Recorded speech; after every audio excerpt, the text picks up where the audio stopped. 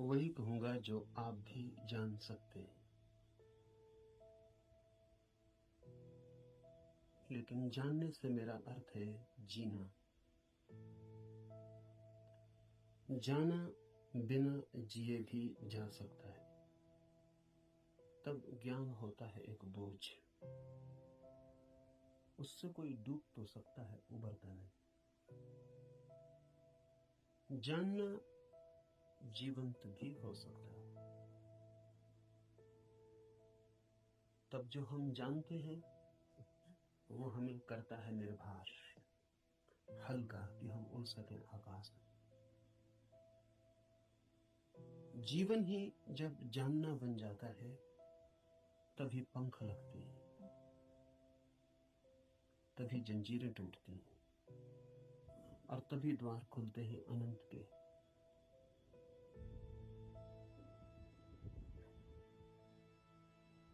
लेकिन जानना कठिन है। ज्ञान इकट्ठा कर लेना बहुत आसान, और इसलिए मन आसान को चुन लेता है और कठिन से बचता है। लेकिन जो कठिन से बचता है वो धर्म से भी वंचित रह जाएगा। कठिन ही नहीं, जो असंभव से भी बचना चाहता है वो कभी भी धर्म के पास नहीं पहुंच पाता। धर्म तो है ही उनके लिए जो असंभव में उतरने की तैयारी रखते हैं। धर्म है जुआरियों के लिए, दुकानदारों के लिए नहीं। धर्म कोई सौदा नहीं है।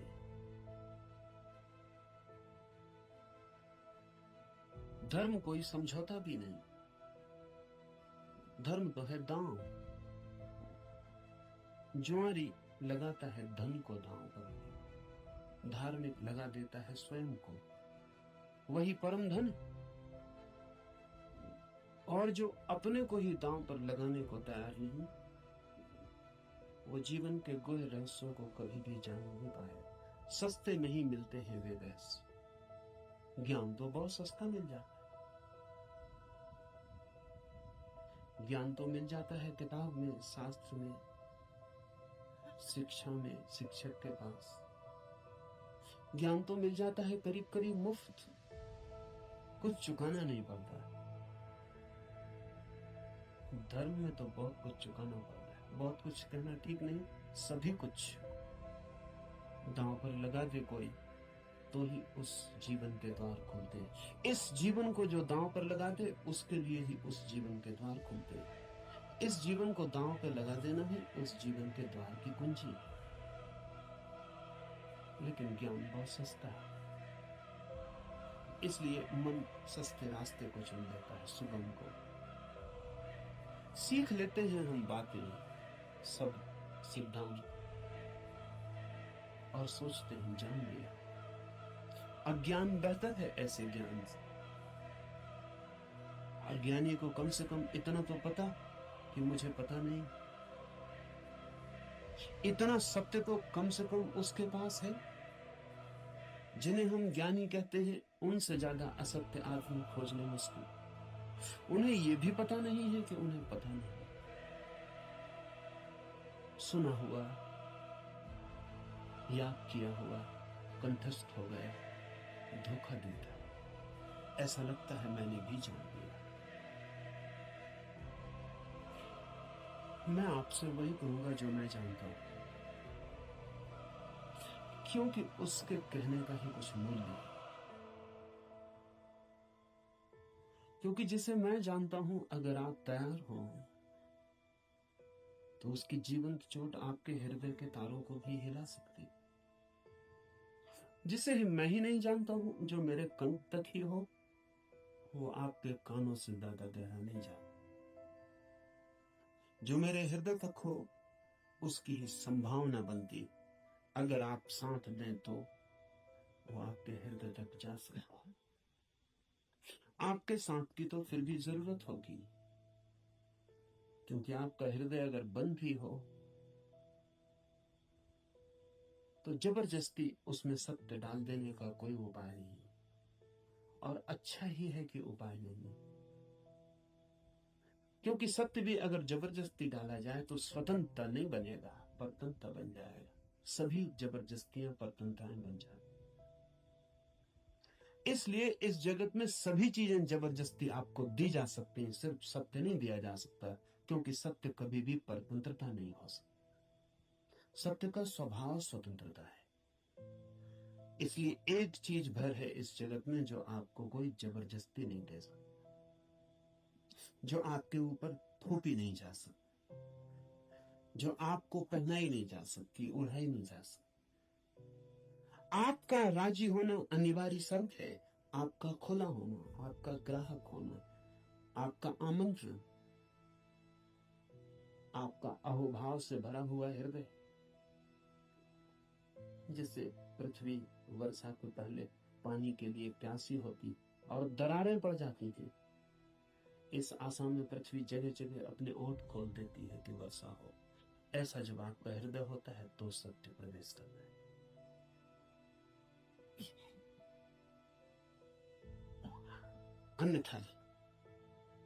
अन्यथा सत्य आपके द्वार से भी आकर लौट जाता है, बहुत बार लौटा है, बहुत जन्मों जन्मों में। आप कुछ नए नहीं, इस पृथ्वी पर कुछ भी नया नहीं, सभी बहुत पुराने। आप बुद्ध के चरणों में भी बैठ के सुने हैं, आपने कृष्ण को भी देखा है, आप जीसस के पास भी उठे बैठे हैं, लेकिन फिर भी वंचित रह गए, क्योंकि कभी भी आपका हृदय तैयार नहीं। आपके पास से बुद्ध की सरिता बहती निकल गई है, महावीर की सरिता बहती निकल गई, आप प्यासे रह गए।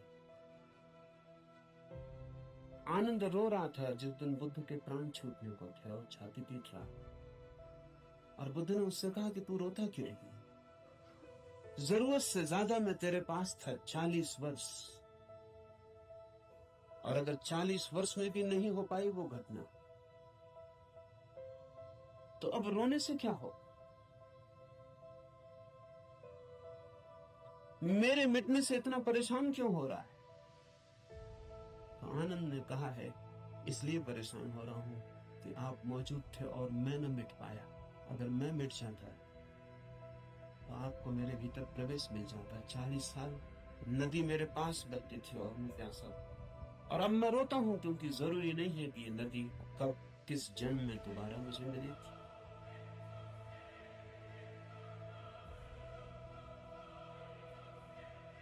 आप कुछ नए नहीं हैं। आपने बुद्धों को दफनाया, महावीरों को दफनाया, जीसस कृष्ण क्राइस्ट सबको दफना के जी रहे। उनकी वो हार गए आपसे, आप काफी पुराने। जब से जीवन है तब से आप अनंत अनंत या कहां हो जाती होगी चूक? मुझसे ही हो जाती है कि आप खुले ही नहीं, बंद। मैं तो आपसे वही कहूंगा जो मैंने जाने थे। अगर आप भी अपने को एक खुलापन बना सकें तो आप भी उसे जान लें।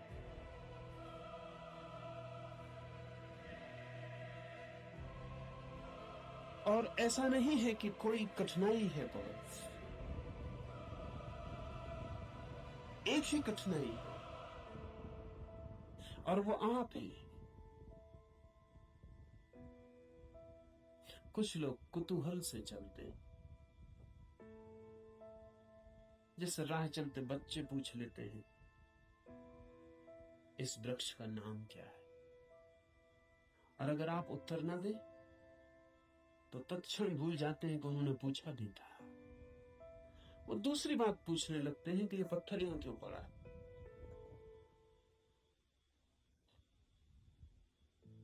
पूछने के लिए पूछते, जानने के लिए नहीं पूछते। बिना पूछे नहीं रह सकते हैं इसलिए पूछते, जानने के लिए नहीं पूछते। जो लोग कुतूहल से जी रहे हैं वो अभी भी बचकान है। अगर आप ऐसे ही पूछ लेते हैं कि ईश्वर क्या, जैसे कि कोई बच्चा राह चलती दुकान देख के पूछ लेता हो कि ये खिलौना क्या है। तो आप अभी बच्चे हैं, और बच्चा तो माफ किया जा सकता है, आप माफ नहीं किया जा सकता। कुतूहल नहीं चलेगा। धर्म कोई खिलवाड़ नहीं है बच्चों का। और फिर उत्तर भी मिल जाए तो उससे कोई प्रयोजन नहीं है। बच्चे का मजा पूछने में, उसने पूछा, यही उसका मजा है। आप उत्तर देंगे भी तो उस उत्तर में उसे कोई बहुत रस नहीं। क्या बात। मनस्विद कहते हैं कि बच्चे नया नया बोलना सीखते हैं तो अपने बोलने का अभ्यास करते हैं पूछ पूछ कर।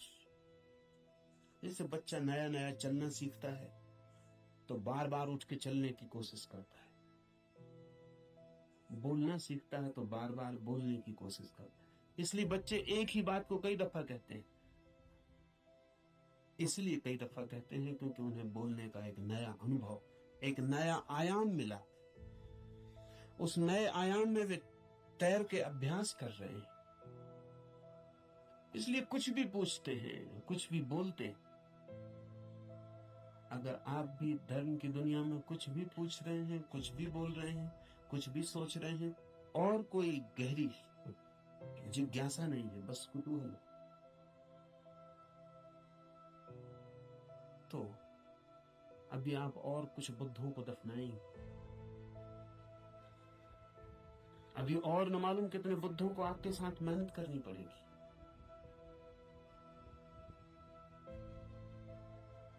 कुतूहल से सत्य का कोई संबंध नहीं।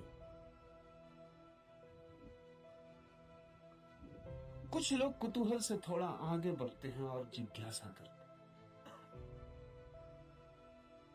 जिज्ञासा में थोड़ी ज्यादा गहराई है, लेकिन बस थोड़ी ज्यादा।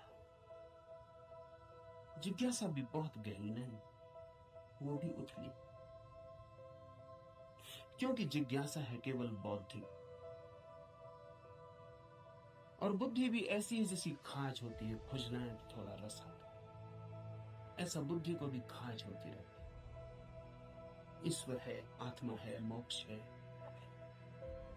ध्यान क्या है? करने के लिए नहीं। ईश्वर क्या है? जानने के लिए नहीं, चर्चा के लिए, बातचीत के लिए।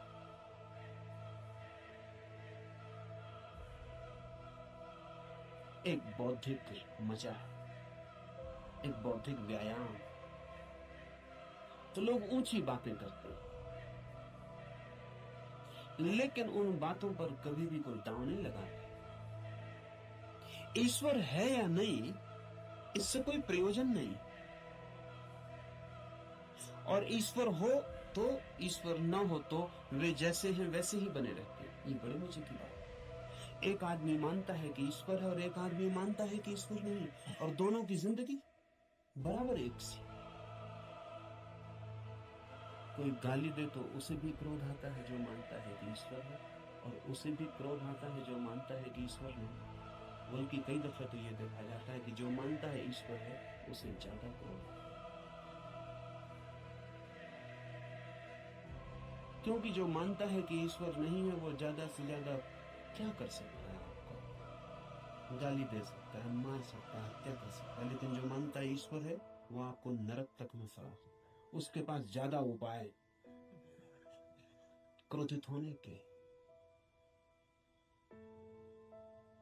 अगर ईश्वर के मानने और न मानने से कोई भी अंतर जीवन में न पड़ता हो तो उसका अर्थ है कि ये ईश्वर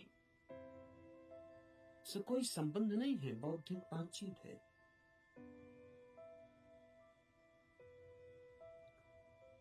ऐसी जिज्ञासा हो तो आदमी दार्शनिक हो जाए, चिंतन मनन करने लगे, शास्त्र अध्ययन करने लगे, बहुत सिद्धांत इकट्ठे कर लेता है, पक्ष में विपक्ष में सोच लेता है, वाद विवाद करता है, साथ प्राप्त करता है, लेकिन जीता कभी नहीं।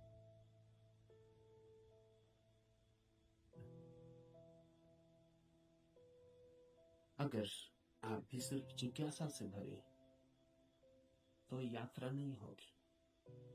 जिज्ञासा से भरे हुए लोग वे हैं जो मील के पत्थर के पास बैठ जाते, और पूछते हैं मंजिल क्या, कितनी दूर है, और सदा यही पूछते, लेकिन कभी उठ के चलते नहीं। जानते तो आप भी कितना है, क्या कमी है जानने में? करीब करीब सभी कुछ जानते हैं। जो बुद्ध ने जाना हो, महावीर ने, कृष्ण ने जाना हो, वो सभी आप भी तो जानते। गीता में पढ़ के आपको ऐसा नहीं लगता कि ये बातें तो हमें भी मालूम आपको भी, पर सिर्फ बुद्धि तक, आपके हृदय तक उनका बीज नहीं पहुंचा। और बुद्धि पर रखे हुए विचार वैसे ही होते हैं जैसे पत्थर पे कोई बीज को रखते हैं। बीज तो होता है लेकिन पत्थर पे रखा रहता, अंकुर नहीं फूट सकता। अंकुर फूटना हो तो बीज को पत्थर से गिरना पड़े, जमीन खोजनी पड़े, और जमीन की भी ऊपर की सतह ठीक नहीं है क्योंकि और गीली जगह चाहिए, तो थोड़ा जमीन के भीतर पहुंचना पड़े जहां थोड़ी पानी की सुविधा हो, थोड़ा रस बहता हो। बुद्धि पर पत्थर की तरह बीज रख जाते हैं, हृदय तक जब तक न गिर जाए तब तक गीली जगह नहीं मिलती। हृदय में थोड़ा रस बहता है, थोड़ा प्रेम, वहां थोड़ा पानी, वहां कोई बीज गिरे तो अंकुरित होता है, नहीं तो कभी अंकुरित नहीं होता। जिज्ञासु व्यक्तियों के पास बहुत कुछ होता है लेकिन पत्थर पर रखे हुए बीजों की भांति। जमीन भी ज्यादा दूर नहीं होती लेकिन थोड़ी यात्रा भी मुश्किल है, चलना बिल्कुल नहीं है, तो पत्थर पर ही बीज रखा रह जाता है। इतनी यात्रा तो करनी ही पड़ेगी कि बीज पत्थर से नीचे गिरे, जमीन पर आए, जमीन में जगह खोजे, थोड़ी गीली भूमि को पाए, थोड़ा छिप जाए अंधेरे में। ध्यान रहे, जगत में जो भी जन्म पाता है वो गहन, मौन, एकांत, अंधेरे को चाहता है। बुद्धि में तो जितनी चीजें रखी हैं वो सब खुले प्रकाश में रखी है, वहां अंकुर नहीं होते। हृदय है, आपके भीतर गीली जमीन है छिपी हुई, वहां कुछ पैदा हो रहा है। इसलिए जो सिर्फ जिज्ञासा से जीते हैं वे विद्वान बन जाते हैं, पंडित बन जाते, ज्ञानी बन जाते, लेकिन कुछ अंकुरित नहीं होता उनके भीतर। कोई नया जन्म, कोई नया जीवन, कोई नए गुण, कुछ भी नहीं। एक और जिससे संबंध है हमारा, एक और भी दिशा है खोज की, उसे हम कहते हैं मुमुक्षा। जानने की फिक्र नहीं है, जीने की फिक्र। जानने की फिक्र नहीं है, होने की फिक्र। ये सवाल नहीं है कि ईश्वर है, सवाल ये है कि क्या मैं ईश्वर हो सकता हूं। अगर ईश्वर हो भी और मैं ईश्वर न हो सकूं तो कोई सार नहीं। सवाल ये नहीं है कि मोक्ष है, सवाल ये है कि क्या मैं भी मुक्त हो सकता हूं। अगर मैं मुक्त हो ही ना सकूं और मोक्ष हो भी कहीं तो क्या अर्थ?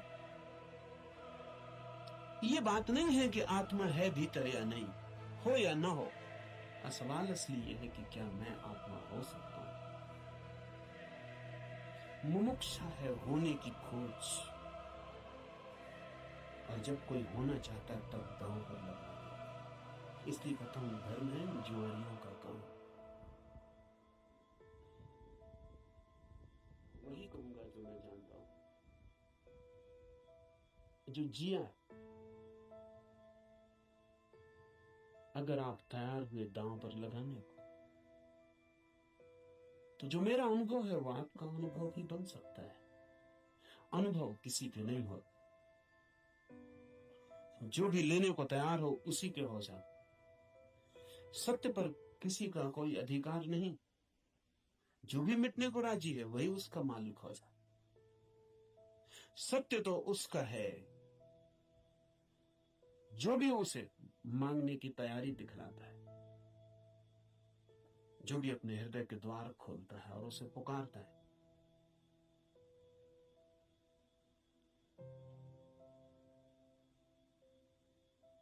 इस उपनिषद को इसीलिए चुना। ये उपनिषद अध्यात्म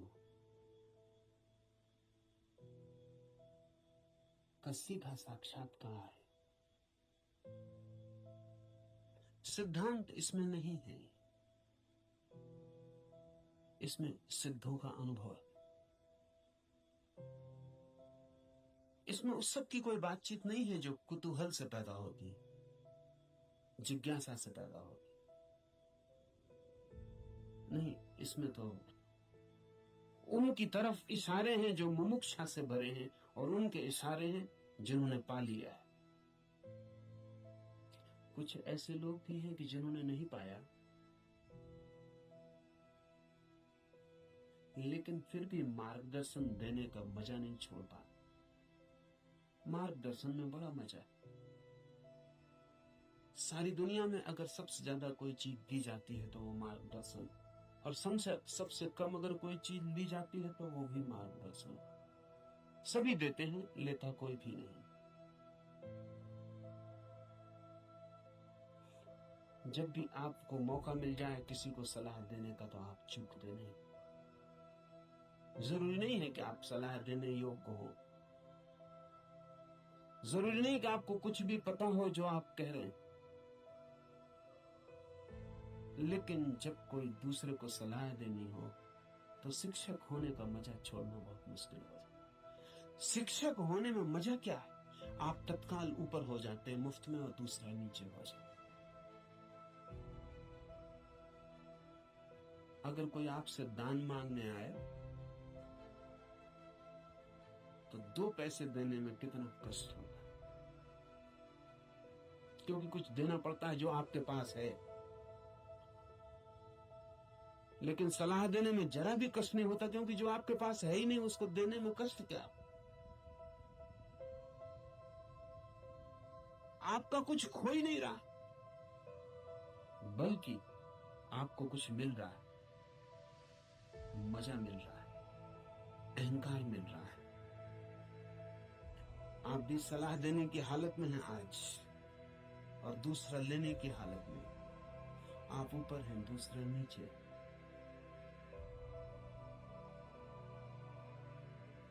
इसलिए कहता हूं कि इस उपनिषद में कोई सलाह, कोई मार्गदर्शन देने का मजा नहीं है, बड़ी पीड़ा है। क्योंकि उपनिषद का ऋषि जो दे रहा है वो जान के दे रहा है, वो बांट रहा है कुछ बहुत हार्दिक, बहुत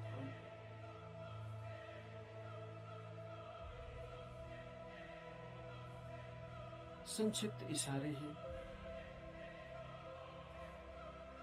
लेकिन गहरे। बहुत थोड़ी सी चोटें हैं, लेकिन प्राणघातक।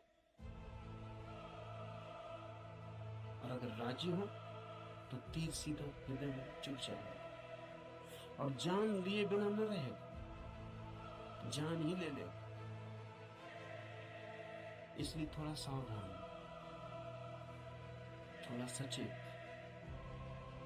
क्योंकि ये सौदा ही खतरनाक है। इसमें पागल हुए बिना कोई मार्ग ही नहीं, इसमें अपने को मिटाए बिना पाने का कोई उपाय ही नहीं। यहां तो खोने वाले ही बस पाने वाले बनते। और इसीलिए इस उपनिषद को भी चुन लिया है। ऐसे तो सीधा ही आपसे कह सकता हूं, कोई कारण इस उपनिषद को चुनने का नहीं है, बहाना, आड़। क्योंकि तीर सीधा मारो आदमी बच सकता, उपनिषद की आड़ से थोड़ी सुविधा रहेगी, इसलिए चुन लिया कि आपको ऐसा भी पता नहीं लगेगा कि मैं कोई सीधे ही आपको तीर मार, तो बचने का जरा उपाय कम हो जाए। सभी शिकारी जानते हैं थोड़ी आड़ से शिकार ठीक होता। ये उपनिषद सिर्फ आड़ है, और इससे कुछ लेना देना ज्यादा नहीं।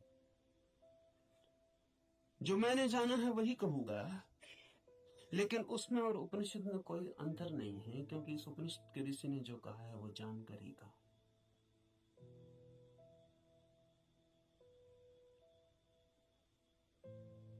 यह उपनिषद अध्यात्म की सूक्ष्मतम रहस्यों का उद्घाटन है। लेकिन अगर मैं उपनिषद पर ही बात करता रहूं तो डर है कि बात ही रह जाए। इसलिए चर्चा तो पृष्ठभूमि होगी। इस चर्चा के साथ साथ प्रयोग जो कहा है, जो इस ऋषि ने देखा है, या जो मैं कहता हूं मैंने देखा है, उस तरफ आपके चेहरे को मोड़ने की कोशिश, उस तरफ आपकी भी आंखें उठाने, उस तरफ आपकी भी आंखें उठाने का प्रयास, वही मुख्य होगा। उपनिषद की बात तो सिर्फ हवा पैदा करने के लिए हो, क्या आपके चारों तरफ भी तरंग में पैदा हो जाएं, क्या आप भूल जाएं 20वीं सदी को, पहुंच जाएं उस लोक में जहां ये ऋषि रहा होगा, मिट जाए ये जगत जो चारों तरफ बहुत बेरौनक और बहुत कुरूप हो गया है, और याद आ जाए उन दिनों की जब ये ऋषि जिंदा रहा होगा। एक हवा, एक वातावरण, बस उसके लिए उपनिषद, पर उतना काफी नहीं है। जरूरी है, काफी नहीं। तो जो मैं कहता हूं, अगर आप उसको सुन के ही रुक जाते हैं तो मैं मानूंगा आपने सुना भी नहीं, क्योंकि सुन के जो चलता नहीं है मैं नहीं मान सकता तो उसने सुना। अगर आप सोचते हैं कि सुन के आपकी समझ में आ गया, इतनी जल्दी मत करना। सुन के समझ में आता होता तो हम कभी के समझ गए होते। सुन के ही समझ में आता होता तो इस दुनिया में समझदारों की कमी ना होती, ना समझ खोजना मुश्किल हो जाए। मगर ना समझ ही ना समझ, सुन के कुछ भी समझ में नहीं आता। सुन के सिर्फ शब्दों पे मुट्ठियां बन जाती, सुन के नहीं, करके ही समझ में आता। इसलिए सुनना करने के लिए, समझने के लिए नहीं। सुनना करने के लिए, करना समझने के लिए। सुन के ही सीधा मत सोच लेना कि समझ गए हो। बीच की कड़ी के बिना कोई भी उपाय नहीं है, कोई भी रास्ता नहीं। लेकिन मन कहता है कि समझ गए, अब करने की क्या जरूरत है। मंजिलें चल के पहुंची जाती है। सब भी समझ लिया हो, यात्रा पथ पूरा स्मृति में आ गया हो, पूरा नक्शा जेब में हो, फिर भी बिना चले कोई मंजिल तक कभी पहुंचता नहीं। लेकिन सपना देखा जा सकता है। कोई आदमी यही सो जाएगा, सपना देख सकता है कहीं भी पहुंचने का। मन सपना देखने में बड़ा पसंद है। और ऐसा मत सोचना कि आप ही ऐसे सपने देखते हैं। जिनको आप बहुत बुद्धिमान कहते हैं, वे भी इसी तरह के सपने देखते रहते हैं। साधु हैं, सन्यासी हैं, महात्मा हैं, वर्षों वर्षों से खोज में लगे हैं, लेकिन कहीं इंच भर नहीं पहुंचते, यात्रा ही नहीं करती। वो जो वर्षों से खोज में लगे हैं, वो सारी की सारी खोज वर्तुलाकार है। बुद्धि में ही वर्तुल बन जाता, भंवर बन जाता, उसी भंवर में घूमते हैं। फिर उस भंवर में सब समा जाता है। वेद समा जाते हैं, उपनिषद समा जाते हैं, कुरान है, बाइबलें समा जाती हैं। उस भंवर में सब समा जाता, लेकिन एक इंच भी गति नहीं होती। उपनिषद की हम चर्चा करेंगे, उपनिषद समझाने के लिए नहीं, उपनिषद बन जाने के लिए। यहां सुन के कुछ कंठस्थ हो जाए और आप भी बोलने लगे तो मैंने आपका नुकसान किया, मैं फिर आपका मित्र साबित ना हुआ। यहां सुन के आप जो सुना है वो बोलने लग जाएं तो कोई मूल्य नहीं है। यहां सुन के आपको भी वो हो जाए, आप भी वो देख लें, वो आंख आपकी भी खुल जाए, तो ही ऐसा समझे। एक कवि गीत गाता है किसी फूल के संबंध में।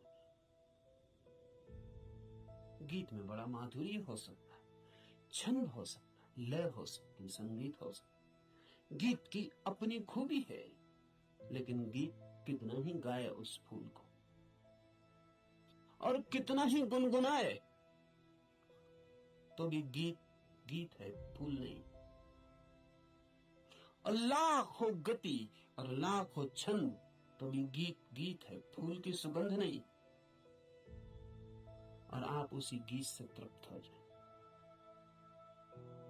तो आप भटक गए। उपनिषद गीत है किसी फूल का जिसे आपने देखा नहीं अभी।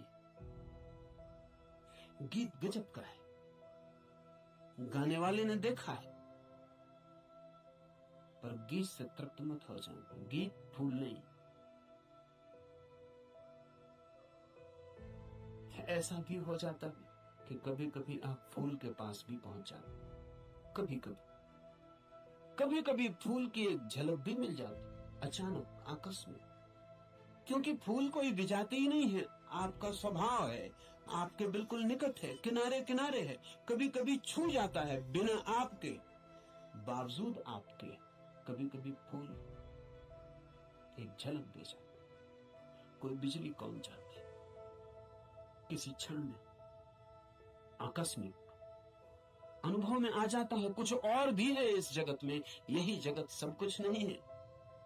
इस पथरीले जगत के बीच कुछ और भी है जो पत्थर नहीं, फूल है, जीवन खिला हुआ, जैसे किसी स्वप्न में देखा हो, या अंधेरी रात में चमकी हो बिजली और कुछ दिखा हो और फिर खो गया हो। ऐसा कभी कभी आपके जीवन में भी हो जाता, कवियों के जीवन में अक्सर हो जाता, चित्रकारों के जीवन में अक्सर हो जाता। फूल की झलक बिल्कुल पास आ जाए, फिर भी फूल कितने ही पास हो और कितनी ही झलक मिल गई हो, पास होना भी दूर होना ही है। और कितने ही पास आ जाए फूल, तो भी फासला तो बना ही। और मैं बिल्कुल हाथ से भी छू लूं फूल को, तो भी पक्का नहीं है कि जो अनुभव मुझे होता है वो फूल का है, क्योंकि हाथ खबर लाने वाला है, और हाथ अगर बीच में गलत खबर दे दे तो कुछ भरोसा नहीं।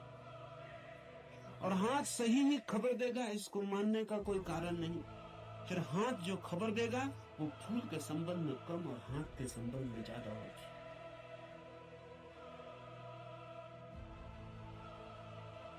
फूल ठंडा मालूम पड़ता है, जरूरी नहीं कि फूल ठंडा हो सकता है हाथ गर्म हो, इसलिए फूल ठंडा मालूम। खबर हाथ के संबंध में, क्योंकि खबर जब भी किसी माध्यम से आती तो सापेक्ष होती, पक्का नहीं हुआ जा सकता। पोपोफ का मैं एक संस्मरण पढ़ रहा था। पोपोफ एक साधिका थी और गहरी साधिका थी, और पियोत्र दिमित्रोविच ऑस्पेंस्की के पास साधना करता था।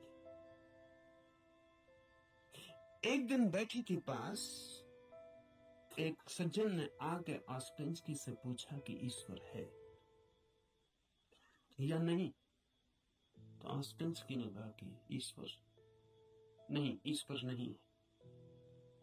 फिर ऑस्पेंस्की थोड़ी देर रुका और उसने कहा कि लेकिन मैं कोई गारंटी भी नहीं कर सकता।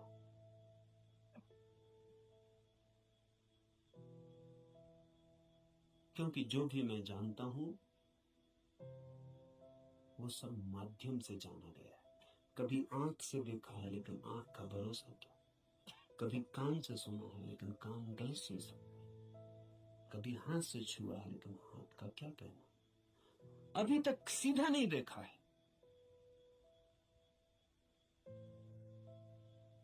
अभी तक आमने सामने नहीं हुआ हूं,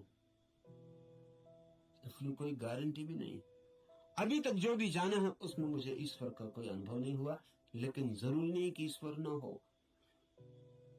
इससे सिर्फ मेरी खबर मिलती है कि मेरे अनुभव क्या है, इसलिए मैं कोई गारंटी नहीं कर सकता कि नहीं ही है। इसलिए मुझ पर भरोसा करके मत रुक जाना, खोजना। जब भी माध्यम से कुछ घटता है तो भरोसे का नहीं, अगर फूल के बिल्कुल पास भी पहुंच जाएं तो भी आंख देखती है, हाथ छूते हैं, सुगंध नाक में आती है, ये भी दूरी का अनुभव है। तो कभी कभी कोई कवि उस परम फूल के इतने पास पहुंच जाता है तो उसकी गीत में उतर आती है गूंज उसकी, लेकिन फिर भी बुद्ध नहीं है वो, महावीर नहीं है वो। महावीर कौन है, बुद्ध कौन है? बुद्ध है वो चैतन्य जो फूल ही हो गया। इतनी भी दूरी न रही कि फूल को देखा हो, फूल ही हो गया। फूल होकर ही पूरी तरह जाना जा सकता है क्या है। उपनिषद के ऋषि की बात है, गीत है किसी फूल के संबंध में, उसे गुनगुनाना, मिठास है बड़ी उसमें, स्वाद है उसमें बहुत, लेकिन वो फूल नहीं है, गीत ही है। अगर प्रयास करेंगे तो कभी कभी झलक भी मिलेगी। मेरे पास लोग आते हैं, वो कहते हैं ध्यान में बड़ी झलक में, लेकिन फिर खो गई। अनंत प्रकाश हो गया था, फिर खो गया। आनंद ही आनंद हो गया था, लेकिन अब कहाँ है? अब खोजते हैं और नहीं मिलता। झलक का मतलब पास पहुंच गए थे, झलक तो खो ही जाएगी। इसलिए ध्यान ज्यादा से ज्यादा झलक ही दे सकता है। उस पर भी मत रुक जाना कि उसी झलक को पकड़ के बार बार खोजते रहना। ध्यान का तो मूल्य ही इतना है कि झलक मिल जाए, फिर आगे जाना है समाधि, ताकि आप फूल ही हो जाए।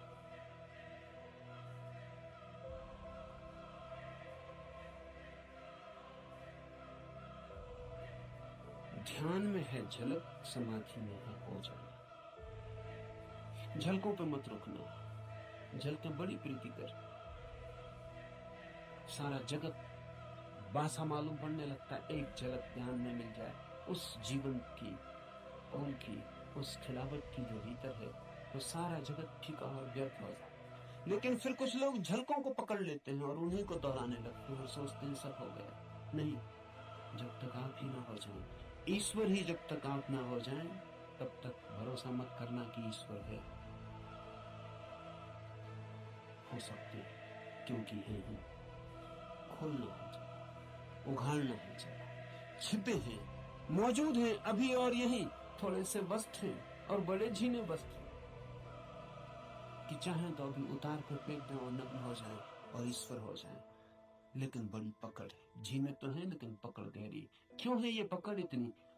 ये पकड़ है क्योंकि हम सोचते हैं ये वस्त्र ही हमारा होना है, यही हम, इसके अलावा हमें कुछ और किसी अस्तित्व का पता नहीं। इस उपनिषद में इशारे होंगे उस अस्तित्व के जो वस्त्रों के पार, और इस उपनिषद के साथ साथ हम करेंगे ध्यान ताकि मिले झलक, और आशा बांधेंगे समाधि की ताकि हम भी हो जाएं वही जिसे हुए बिना न कोई संतोष है, न कोई शांति, न कोई सत्य। उपनिषद शुरू होता है प्रार्थना से। प्रार्थना है समस्त जगत से। सूर्य कल्याणकारी हो, वरुण, अर्यमा, इंद्र और बृहस्पति, विष्णु कल्याणकारी हो, उस ब्रह्म को नमस्कार हो। हे वायु, तुम्हारे लिए नमस्कार, क्योंकि तुम प्रत्यक्ष ब्रह्म हो। मैं तुम्हें ही प्रत्यक्ष ब्रह्म कहूंगा। सत्य और रिक्त वे सब मेरी रक्षा करें।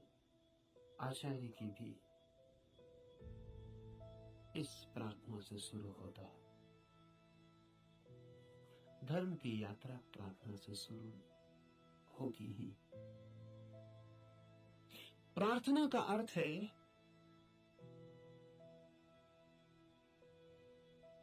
आस्था, आशा।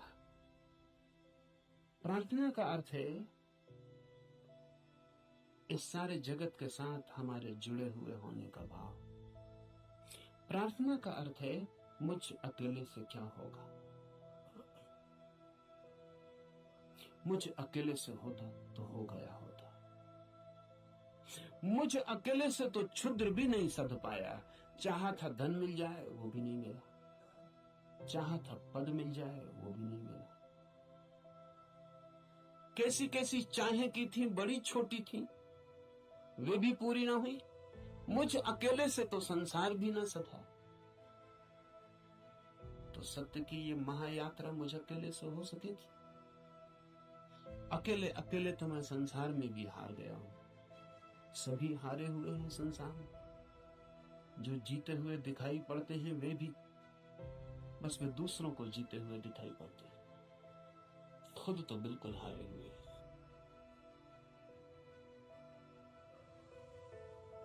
आप भी अपने को हारे हुए दिखाई पड़ते होंगे, औरों को तो आप भी जीते हुए दिखाई पड़ते। आपसे भी पीछे लोग हैं जो आपको समझते हैं पा लिया आपने, जीत गए संसार में। लेकिन भीतर से अगर हम आदमी को देखें तो एक एक आदमी हारा हुआ है। संसार पराजय की लंबी कथा है, वहां जीत होती ही नहीं, वहां जीत हो ही नहीं सकती। वो संसार का स्वभाव नहीं, वहां हार ही नियति है, किसी की नहीं, किसी व्यक्ति की नहीं, संसार में होने की नियति ही हार है। वहां हारना ही हो, वहां कोई कभी जीतता नहीं। वहां हम नहीं जीत पाए जहां क्षुद्र था, स्वप्न था, शंकर कहते हैं माया है, वो माया में भी हार गए। सपना था, भ्रम था, वहां भी तो जीत ना पाए।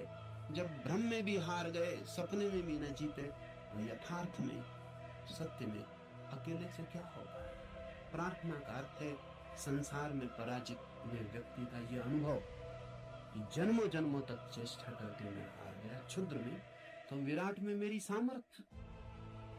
इसलिए प्रार्थना, इसलिए सारे जगत को पुकारा है ऋषि ने कि मुझे साथ दे। सूर्य को पुकारा, वरुण को पुकारा, ये सब नाम है, प्रतीक है जीवन की समस्त शक्तियों। सूर्य को पहले पुकारा क्योंकि सूर्य हमारा जीवन है, उसके बिना हम नहीं हो। हमारे भीतर सूर्य ही जीता है, जलता है। उधर सूर्य बुझ जाए, यहां हम बुझ जाए। सूर्य ही हमारा प्राण, इसलिए पुकारा। कहा वायु को नमस्कार, विशेष रूप से वायु को नमस्कार कहा है इस प्रार्थना में, क्योंकि तुम प्रत्यक्ष ब्रह्म हो। अजीब सी बात,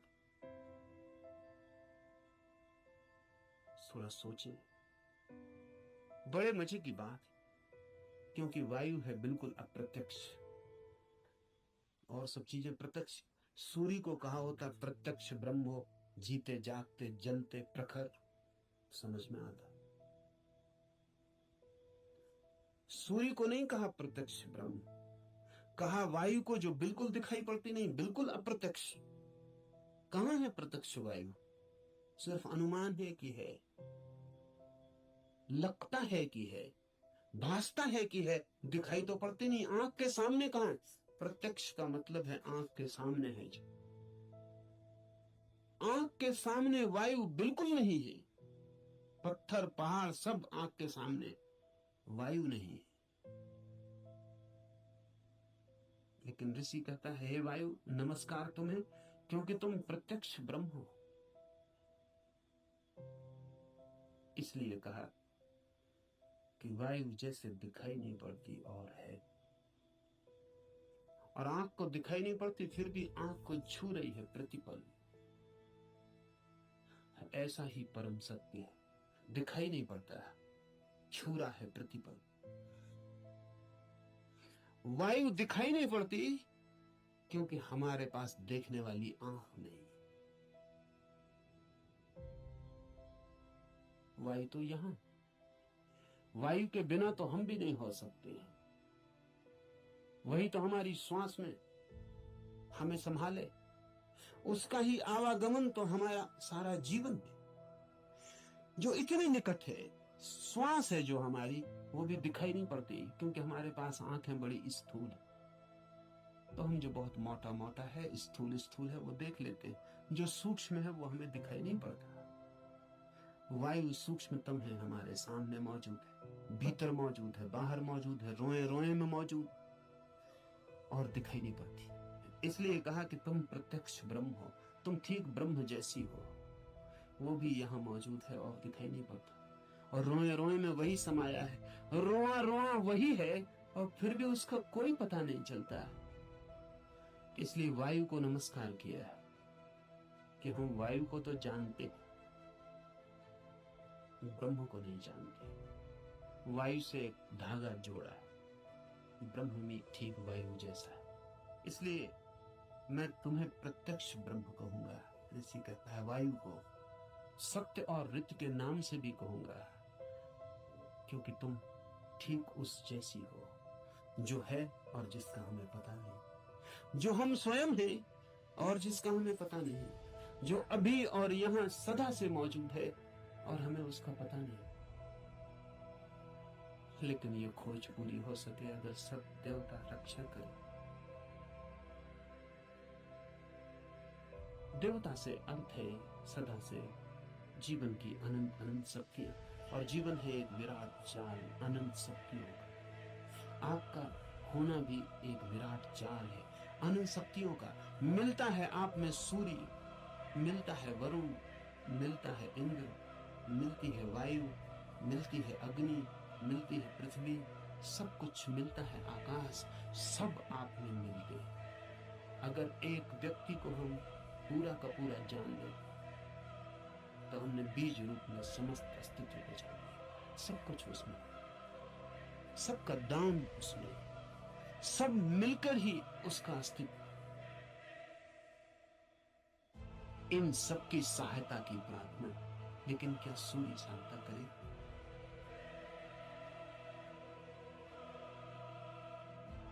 ये सवाल उठता ही है। प्रार्थना भी की तो क्या सूर्य सहायता करे? प्रार्थना भी की तो क्या वायु सहायक हो जाएगी? प्रार्थना भी की तो पृथ्वी क्या सहायता करेगी? पृथ्वी की सहायता और सूर्य की सहायता का सवाल नहीं है। आपने प्रार्थना की, यही बड़ी सहायता है। इसे थोड़ा ठीक से समझ लो। कोई सूर्य आके आपको सहायता नहीं करेगा, लेकिन आपने प्रार्थना की, इसका जो परिणाम है वो सूर्य पर नहीं होगा, आप पर होगा। क्योंकि प्रार्थना करने वाला चित्त हो जाता है विनम्र, प्रार्थना करने वाला चित्त हो जाता है असहाय, प्रार्थना करने वाला चित्त स्वीकार कर लेता है इस बात को कि मुझ अकेले से नहीं होगा। प्रार्थना करने वाला चित्त मिटने को तैयार हो जाता। प्रार्थना करने वाला चित्त अपने अहंकार, इस भाव को कि मैं कर सकता हूं, छोड़ देता है। इसके परिणाम होते हैं। प्रार्थना का सारा परिणाम आप पर होता है। प्रार्थना से सूर्य नहीं बदलता, आप बदलते हैं।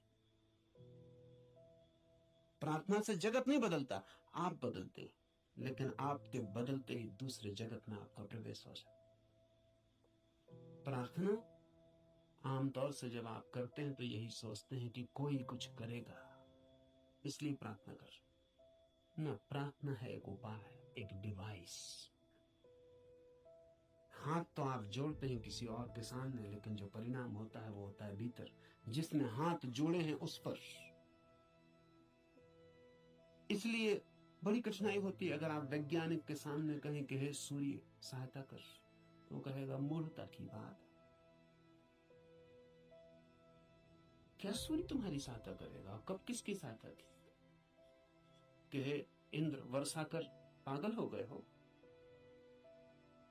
प्रार्थनाओं से कहीं वर्षाएं हो गई?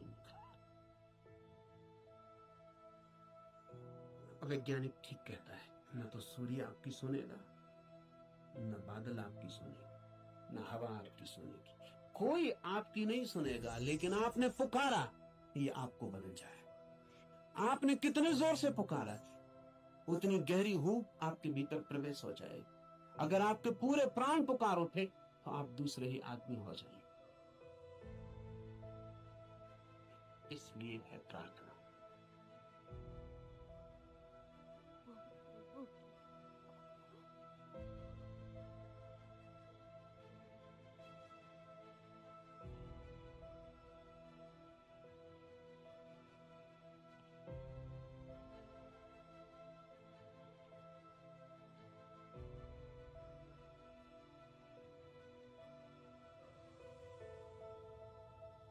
Jean-Paul Sartre has named his autobiography Words.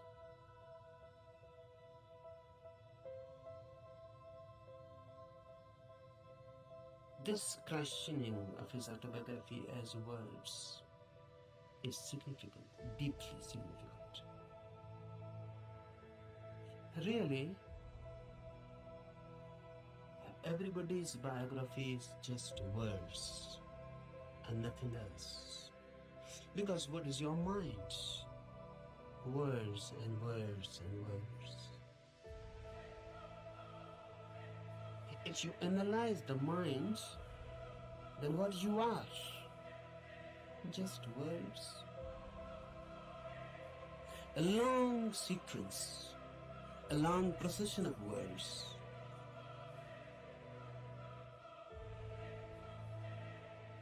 This is everybody's autobiography. But if you are nothing but words, then you are not. Then you are yet unborn. Then you are yet to exist authentically. Because words are just words, sounds. They mean something, but basically they are meaningless. The meaning is given to them.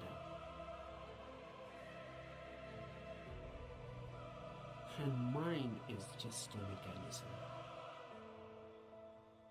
a natural computer. It goes on feeding on words, then creating more words out of them. Then you go on associating those words. You go on creating principles, philosophies, systems. And ultimately where you are. Truth is not a byproduct of a long process of words.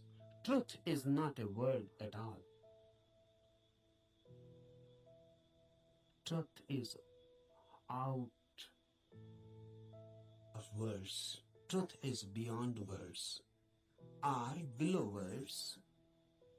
Truth is experience, not words. Old Lao Tse has said, the truth cannot be said. Because when you say something, language has to be used. Words have to be used. And truth is not a word. So when you say it, you miss it. The moment you say it, you have missed it. It cannot be said.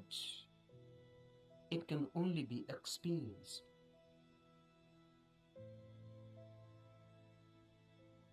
It can only be lived. Unless you live it,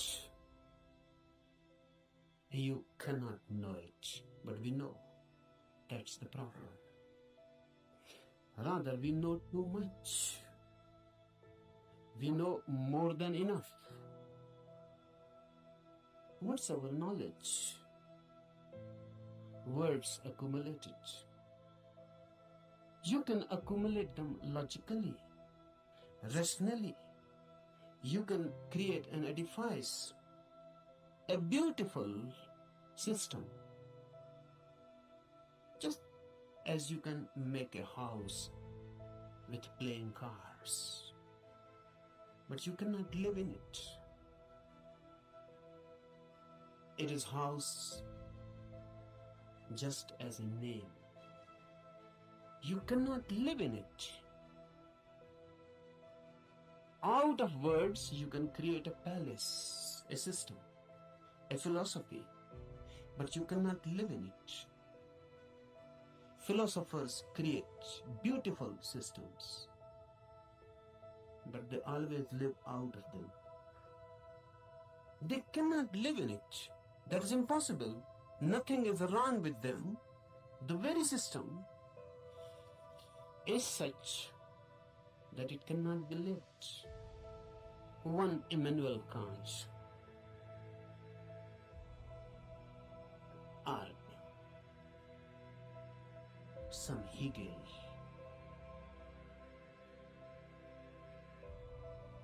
they create out of words principles, hypotheses. They go on explaining the whole universe, but they themselves remain unexplained. They can explain the whole cosmos. They can say how the world was created. They can say what is the destiny. And look in them, dig deep, and you find a very miserable man, just as unhappy as anyone, as in hell as anyone.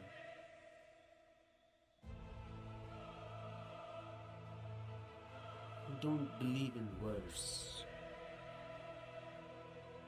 They are the greatest deception created by humanity. And word has become our world. We live in it, we eat it, we ride on it. The word beats in our hearts and the word circulates in our blood. We are just a collection, a big collection of words. Mind is very miser about words. It goes on accumulating. But remember, word is never the reality. I can use the word love. But love, the word, is not love, the experience. I can go on repeating love, love, love, and I can create a sort of auto-hypnosis. And I can believe that I know love because I know the word. To know the word is easy. To know love is difficult. Not only difficult, but impossible. Impossible not because the experience is impossible. Impossible because you are incurable. Because love can come only to you when you are not. And that is the path of everything that is great, deep. Love, truth, God. They come only when you are not. Your non-being becomes the passage. Someone was asking Mozart. Mozart was one of the greatest musicians of the world. Rare, unique. Someone asked him, which music you like most? And Mozart is reported to have replied, no music such, no music I like most.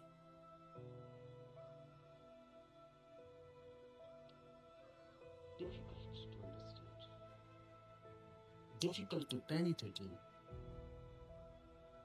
but very significant. The reply is that unique, unexpected, and from a musician. He says no music is the best. Have you ever heard the music which Mozart calls no music? You have heard sounds, and if sounds can be put in a system, in a rhythm, it becomes music. Music means rhythmic sounds, but sounds. If they are unrhythmic, it becomes noise. If they are rhythmic, it becomes music. But what is no music? No music means no sounds, silence. Silence has a music of its own, but you cannot hear it as you are. You are filled with words, so you can understand sounds. You are filled with noise. That's why music has so much appeal. You are so much filled with noise, crowdy noise, mad noise, that when someone creates music outside, you forget your noise inside. You are magnetized by the music outside. You forget yourself. You become concentrated in the music outside. That's why music is loved so much. Music is a hypnosis created by sounds, rhythms, technique. Unless your inner noise ceases, unless your inner constant talk, chattering ceases, you cannot hear no music. This Upanishad is concerned with no music. No music means meditation. The state of mind when there is no noise within, then suddenly you become aware of a silence without. When you are silent, the whole universe becomes suddenly silent. When the whole universe is suddenly silent, for the first time you are authentically existing. For the first time you have being. For the first time you know who you are.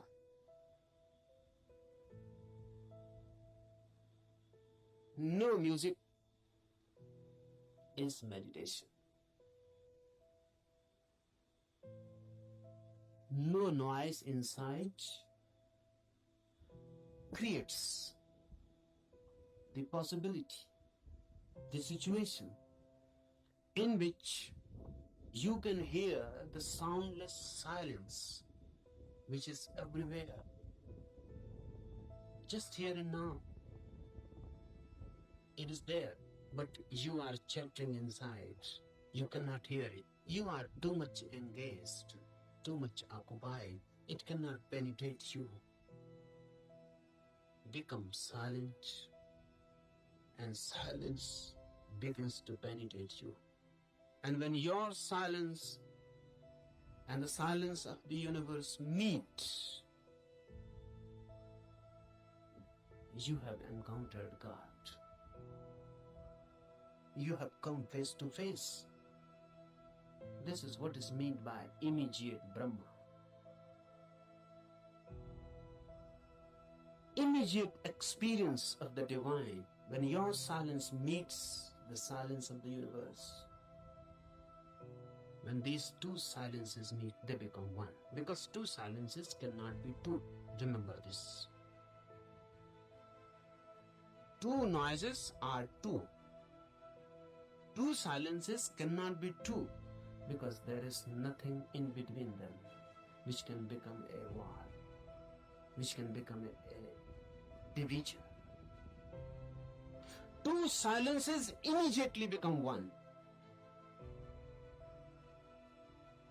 They cannot remain two, because where is the point which can divide them? So when your inner silence meets the silence of the universe, you are no more, neither is the universe. A new oneness. You explode into a new oneness. You are Brahman, not encountering really, because there is no others. Note this point, because Upanishads are the first teachings in the world which say you cannot see God.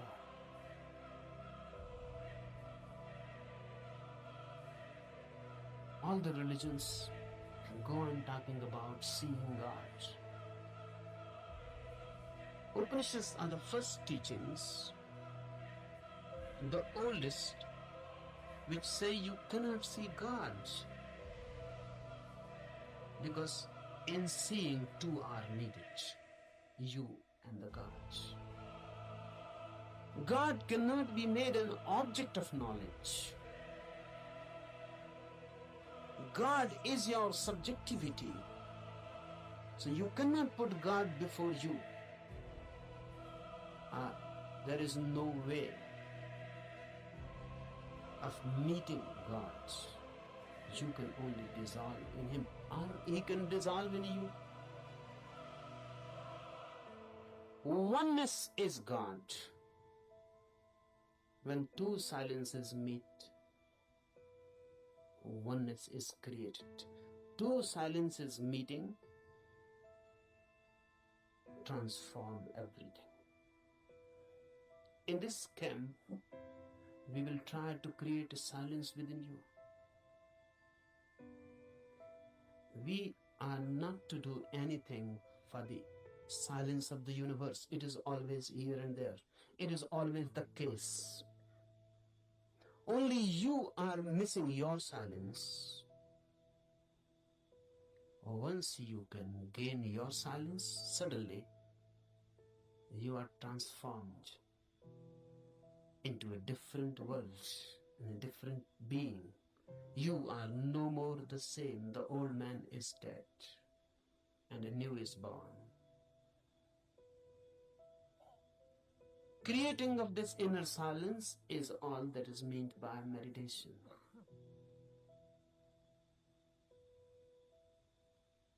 Remember this. We are not interested in teachings. Teachings are of no use in themselves unless they are practiced. We are interested in this Upanishad only as a practical device. The Upanishad is not for me some doctrine to be believed, or some system to be believed, or some philosophy to be believed. Upanishads are practical guides. They believe not in changing your mind, but in changing you. They are not concerned with any change of your ideology. They are concerned with you directly, with your being. Remember this, knowing is your periphery and being is your center. Knowledge is added to you, being can never be added.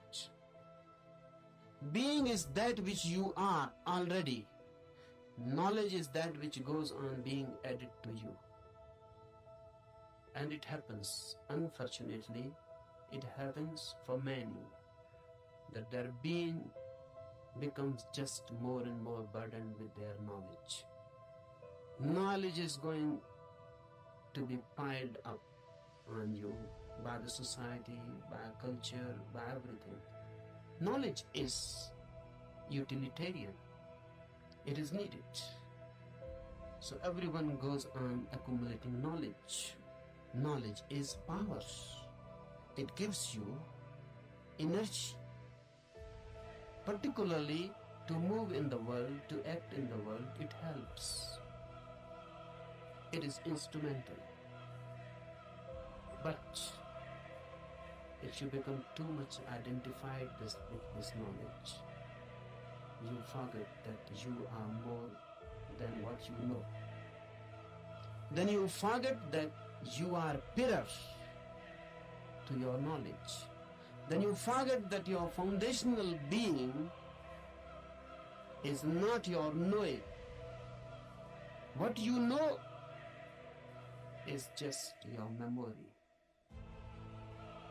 How to penetrate this knowing and to reach the innermost center, which you are. Silence, no music, non-chattering,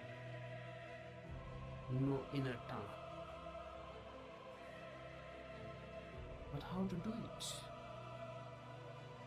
It is difficult. It is difficult because you can start a new talk inside.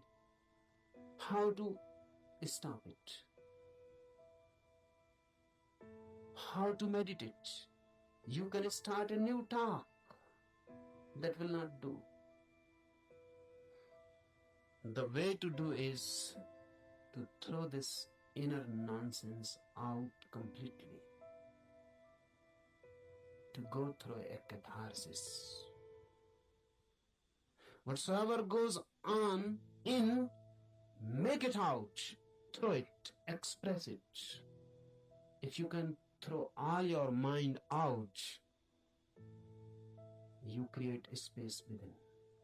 In that space, silence happens. So we are not going here to sit silently with closed eyes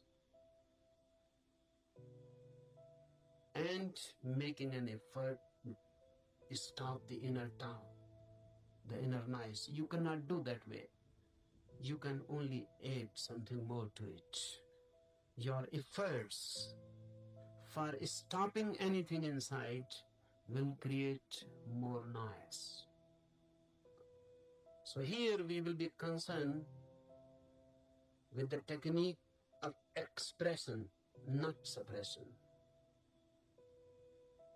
We will be throwing the mind out. Throw it out completely.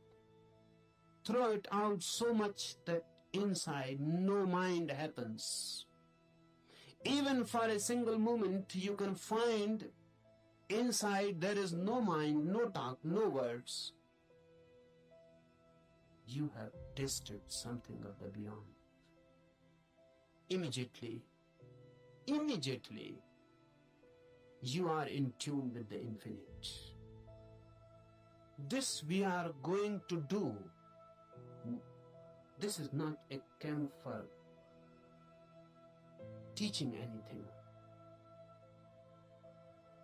I'm not going to teach you something. I'm going to help you to grow into something, to be something different. Cooperate with me, because unless you cooperate, nothing can be done. This cooperation is not only needed from you, you must ask, you must request, you must invite and pray,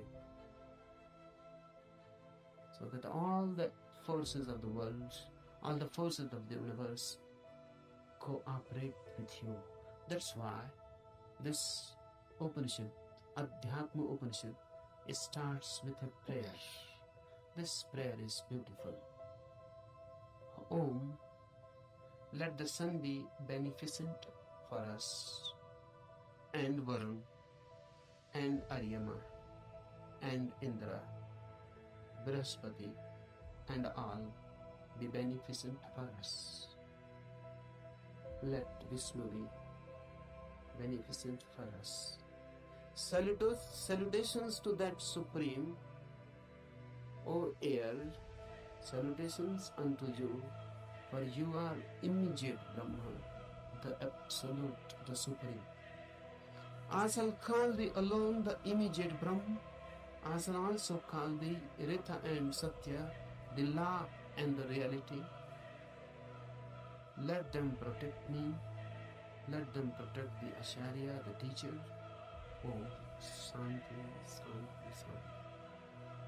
With prayer we start. Why? Because man alone is helpless. Man alone cannot do anything. Because man alone is nothing. Man is just a meeting point of million and million forces. In you, every universal force is crossing. You are just a crossroad. The sun, the air, the earth, the fire, the ether, everything is passing through you. You are just a crossroads. Remember this, because then you become part of this cosmos. And this is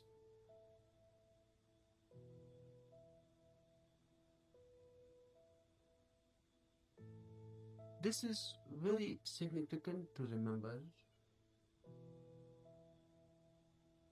because the modern mind thinks itself to be isolated, not in tune with the universe, but in conflict, in a struggle. The Western attitude has always been of a struggle, conflict. And now the Western mind has become the universal mind. No, there exists no such thing as Eastern mind. This Upanishad belongs to the Eastern mind. It existed once. It is totally different. Western attitude is of fighting with the universe, of conquering. How to conquer nature? How to conquer natural forces? This makes man alienated. Man becomes a stranger in this universe. A conqueror is bound to be violent. A conqueror is bound to be in conflict. And ultimately a conqueror is bound to find himself isolated, alone. Eastern mind is totally different. The very approach is not a fight, but of deep resonance. Universe and I are not two. I am part of it, just a wave in the great ocean. I belong to it, and it belongs to me. There is a belonging. I am not a stranger in this world. I am not forced on this world. I am not an enemy, and the world is not inimical towards me. I am part of it, and not a mechanical part, but an organic part. Just like my eyes are my organic part. My hands are my organic power. I touch through my hands. I see through my eyes. My seeing has become my eyes, and my touching has become my hand. The universe has become man in you. The universe has become a particular individual in you. You are not different from it. You are just a wave. And the universe is flowering through you. This is Eastern way of looking at the world. Man in tune. That's why prayer is a bridge. It makes you feel again at home. Even the sun is not so far away.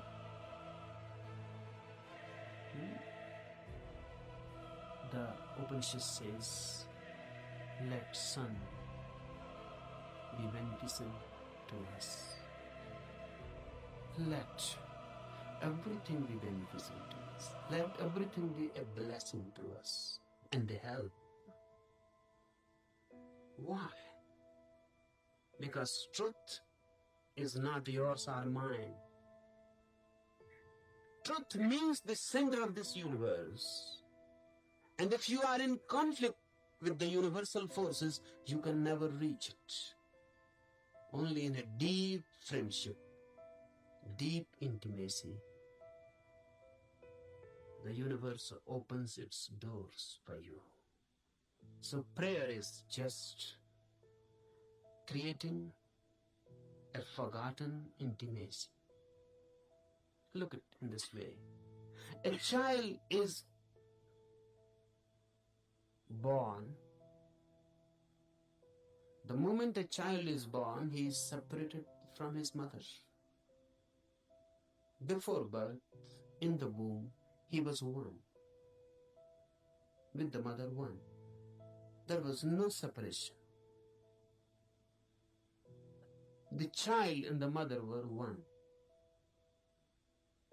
The child existed within the mother as part, organic part. Because even the child was not breathing. The mother was breathing and the child was alive through mother's breath. The child's heart was not beating. The mother's heart was beating and the child was alive through mother's heart. The child was not eating. The child was not doing anything. The child was just part and parcel of the mother. Then the child is born and separated. Then the child grows as individual. Away and away the child goes from the mother. The same happens with human consciousness. Before consciousness is born, you are one with the universe. In deep sleep, you again fall into that oneness. When there is no dreaming and no thought, there is no mind. And when there is no mind, there is no ego. In deep sleep, you are no more. Because your mind is no more. Who you are in your deep sleep, can you say? What is your name? When you are deep, dreamlessly asleep, who are you? What is your name? There is no name. Because if there is name, you are not deep asleep. The name is just a surface thing. Who are you, a Hindu or a Mohammedan? A Christian, Catholic or Protestant? Who are you? Educated, uneducated, poor or rich, a beggar or a king? Who are you? Man, woman, young or old? In deep sleep, you are none. Still you are. You cannot say that you are. Absolutely not. You are. But you are not that which you are when awake. While dreaming, while awake, you are a mind. While deep asleep, you are a no mind. The mind is lost, dissolved, but the being is. Deep prayer gives you this feeling of no mind, of deep oneness, as if the whole universe has become a womb. You have become just a child in the womb of your mother. The whole universe has become motherly. No conflict, just prayer. Just a feeling and a trust. Prayer is a trust. The child in the womb of his mother cannot distrust, or can. How can he distrust? He trusts his mother totally. He is no mind, so how can he doubt? How can he distrust? Whatsoever the mother is good, is beneficial.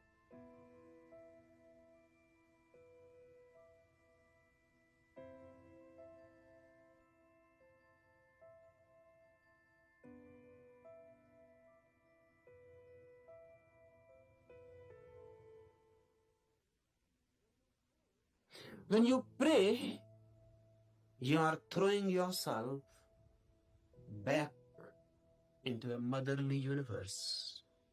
You are back into the womb of the world, of existence itself. And you trust. This trust is sown in the prayer. The sun will be beneficial, the air, the earth, everything. All the forces of the universe will be helpful. This is a deep trust. How it works? What is the mechanism of it? Is it that all these forces are going to help you? No. No one is going to help you. But the moment you create this trusting, this prayer attitude, this prayerful attitude, once you create this bridge, all the barriers are withdrawn. Those barriers were created by you, now they are withdrawn. You are not in fight. You are ready to surrender. You are not going to conquer. You are ready to surrender. You are ready to withdraw your ego. They are not going to help you positively, but now negatively. All the problems, all the barriers, all the hindrances that were bound to be created by your ego will not be created anymore. Now you will not be your enemy. Understand this deeply. These forces, once taken as deeply related with you, intimate, friendly, homely, and the whole universe taken as a home, a motherly womb, then your fighting attitude dissolves. Then your conflicting mind dissolves. Then your violence, then your ego, the effort to be constantly this or that, the very beginning dissolves. And if you have no ego and a prayerful mind, suddenly, with full awakening, you fall into deep sleep. This is the mystery.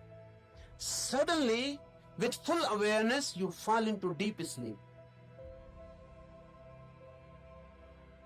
That's why Upanishad says, constantly declare that samadhi, the ultimate ecstasy which is achieved by meditation, is just like deep sleep with one difference. And that difference is awareness. In deep sleep, you are unaware, unconscious. In samadhi, in ecstasy, you are conscious, aware. But the phenomena is the same. In deep sleep, you become part of the cosmos. In samadhi, ecstasy, you become part of the cosmos. In sleep, you are unconscious. What is happening? In samadhi, you are fully conscious. And once you can become consciously a part of this universe, you have achieved the goal. So from tomorrow morning, we will try to re-enter the womb of the universe by dissolving ourselves, by throwing away the main disease of human mind, the ego, by surrendering, by being receptive. We are not going to conquer the truth. Rather, on the contrary, we are going to allow the truth to conquer us.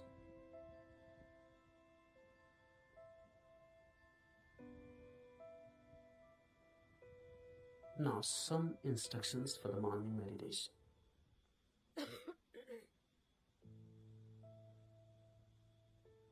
First, don't be serious at all. For this whole camp, don't be serious at all. I consider seriousness to be a fatal disease.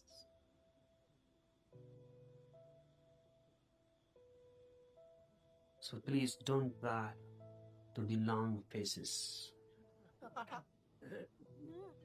Why I particularly say this? Because religious people are usually trying to be that. Don't be serious. Be more and more laughing, enjoying like small children. Because before the divine force, we are small children. So don't be serious. You cannot approach the divine force with a serious, sad face. That's a barrier. Laugh and dance and enjoy like small children, and you can enter the temple very easily. The doors are always open for the children. Be children-like. Jesus is reported to have said that only those who are like children will enter the kingdom of God. And look what Christians have done. They have created a very serious, sad religion. Jesus on the cross, a weeping religion, crying. Christians say Jesus never laughed. This is unbelievable. Because the man who said only those who are like children will enter the kingdom of God cannot be believed that he never laughed.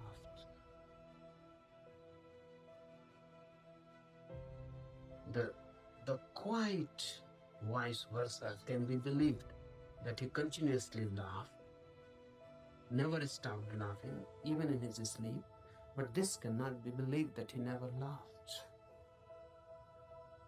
Be like children, forget your ages, your experience, your knowledge, throw them all, wholesale. Don't try by and by. Throw them because unnecessary time is wasted. Just throw them, forget them. You may be someone, everyone is someone. If not in other size, in his eyes, everyone is someone. You must be someone. Here be nobody. Forget. Leave outside the campus ground your identities. You may be a doctor, you may be a professor. Leave all these diseases outside. You may be a rich man, you may be a politician. There are thousands and thousand types of diseases. Please leave them outside. Here come like small children. Then something is possible. Otherwise, nothing. So first thing, be completely non-serious. Second thing, for all these 8 days, laugh as much as you can. Why? Because you don't know the mechanism of the mind.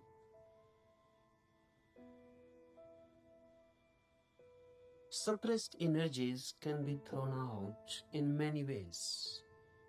Laughter is the easiest. Any energy, try it. Someone has abused you, you feel anger coming in, immediately laugh. And the same energy which was going to be anger will become laughter. You are sad, something has happened. The moment you remember you are sad, immediately laugh. Don't wait someone to help you. Laugh. And suddenly you will feel the change, the same energy which was going to take a shape, sad shape, is transformed into laughter. It has been released. So laughter I give you as a technique of release. And don't try to be miser about it. And don't try to find out any reasons for it. No reasons are needed.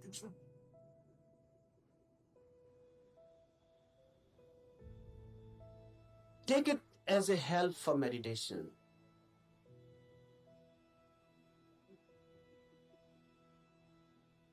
The whole thing takes a different dimension. Thirdly, for all these days to come, remember one thing constantly, that you are to create a situation in you in which the divine can be invited. So don't do anything. Don't behave in such a way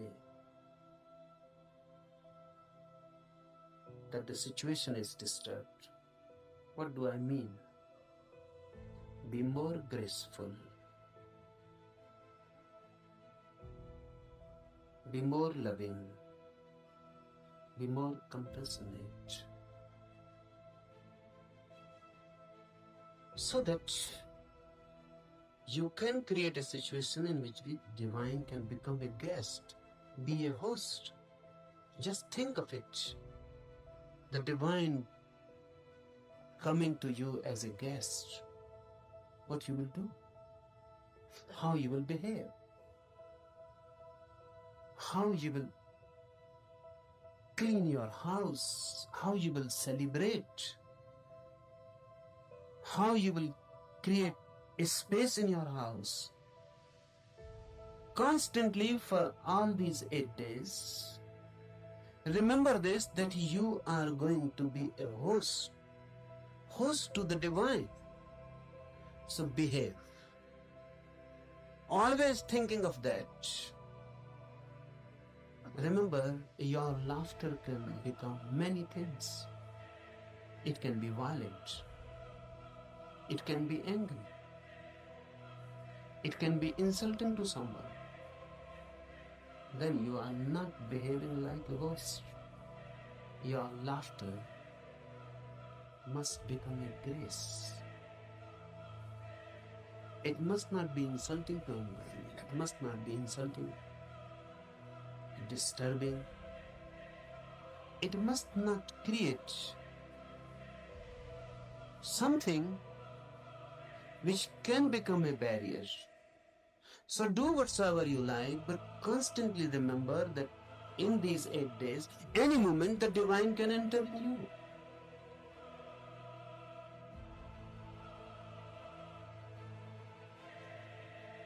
Any moment the divine can enter. So remember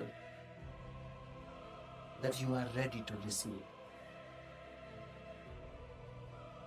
Don't talk much, fourthly. Don't talk much.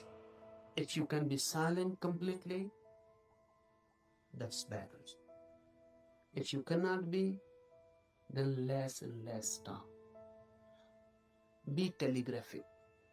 Use as many words are absolutely necessary. That will conserve energy. Our talking is much a wastage. Conserve energy. Don't talk. Don't read. In the morning we will be doing meditation, in the afternoon, in the night. The remaining time, be more and more silent, happy, blissful. Sit somewhere. Don't waste time in talking and just wait. Remember this word, wait. Everyone knows the meaning, but no one knows the experience. Sometimes when you really wait, you are waiting for your beloved or your lovers to come. You are a different man. A different quality enters in you. You are waiting for your beloved. Someone passes by the door, you just become eyes. The whole energy is transformed into eyes. Someone knocks on the door, you become attentive.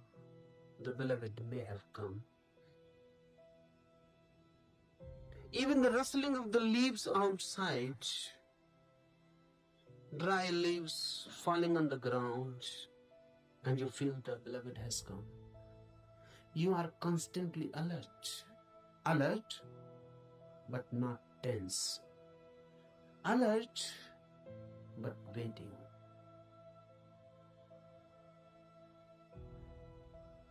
For all these 8 days, wait. Do meditations, be happy, and wait. Don't be impatient. That's what I mean. Be alert and not tense. Don't be impatient. You cannot force the guest to come. You can only invite and wait. So give the invitation and wait. Any moment the guest, and if you are not alert, you may miss the moment.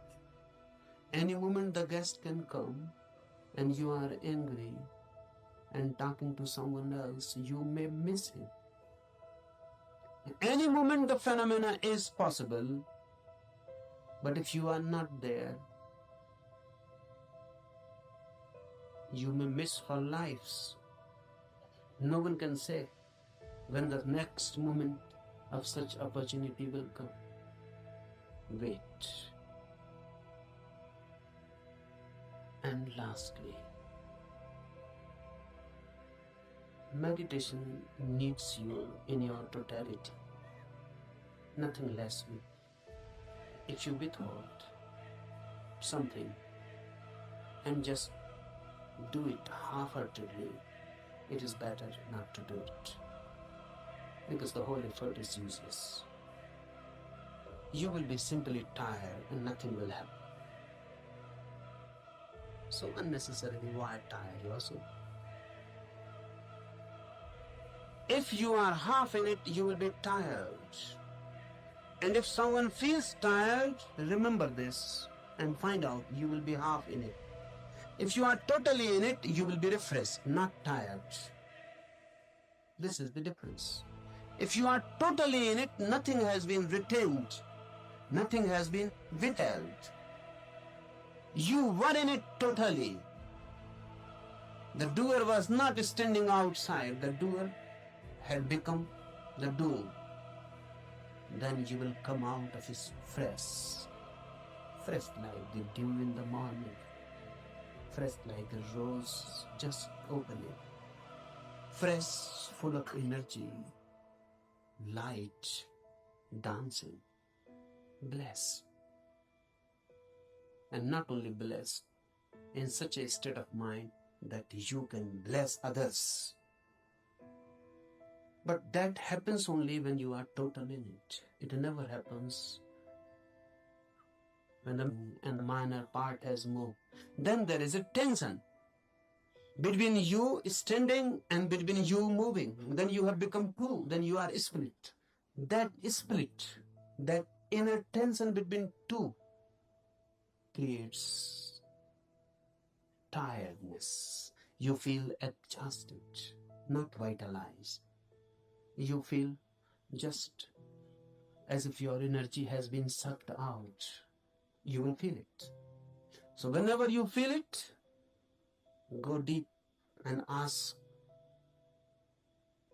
are you split into two, divided? The effort that do, either stop completely, don't do. That's better. Because you are not deceiving yourself. It is honest. Or be totally in it, move in it. When you move totally in it, it has a different quality. Suddenly, there is no tension, no conflict, no struggle within. Your whole being has gone into it. And you have never gone into anything as total. You have not loved as total. You have not done anything as total, always partial. That's why your life is just moment exhausted. You feel just dying every moment. No beauty, no flowering out of it, just death. Out of life, only death. That shows what you are doing with yourself.